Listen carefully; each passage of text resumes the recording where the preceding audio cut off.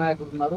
మీ ప్రాంతానికి కూడా దేవాదుల ప్రాజెక్టు నుంచి నీళ్లు రావాలి. దేవాదులకు సంబంధించినటువంటి ఈ ప్రాజెక్టుల ద్వారా వచ్చే రిజర్వాయర్ల నుంచి చూసినట్టయితే కాలువలన్నీ కూడా ఎండిపోయి కనిపిస్తున్నాయి. రైతాంగం బాధలు తుంగతుర్తి కంటే ముందర భయాన బాగుంటుంది. భయాన పాలకుర్తి కాలంలో ప్రవాహం ద్వారానే మాకు తుంగతుర్తి కానీ సూర్యాపేట కానీ చిట్టూరు కోదాడ దాకా మాకు నీళ్ళు పోతాయి.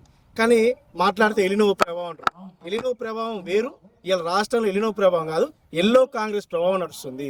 అక్కడ ఉన్న బాబు కోసం ఇక్కడ ఉన్న చిన్న బాబు, అక్కడ ఉన్న దొంగ కోసం ఈ పెద్ద దొంగ ఇద్దరు కలిసి ఆడుతున్న నాటకం.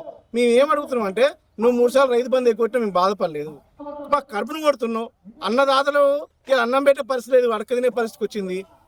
నీ ప్రభుత్వం వల్ల రైతు బంధు కోసం అడుక్కున్నాం, రుణమాఫీ కోసం అడుక్కున్నాం, యూరియా పత్రాల కోసం అడుక్కున్నాం. లాస్ట్కి కేసీఆర్ గారు ఇచ్చిన నీళ్ళన్న ఈయన ఆయన అంటే అవి కూడా ఇవ్వకోకుండా ఇలా ఎలినో అంటున్నాడు. ఎలినో కాదు, అక్కడ ఉన్న ఎల్లో గాడు ఇక్కడ ఉన్న డర్టీ ఫెల్లో గాడు ఇద్దరు కలిసి చేస్తున్న నాటకం.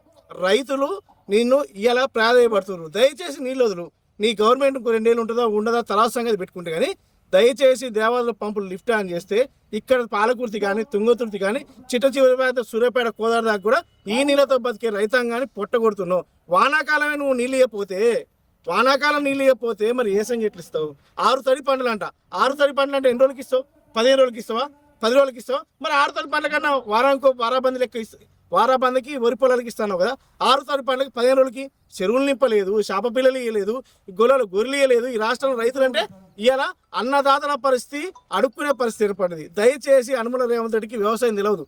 బీడు భూముల్ని బ్రోకరిజం చేసి ప్లాట్ చేసి అమ్మడం మాత్రం తెలుసు.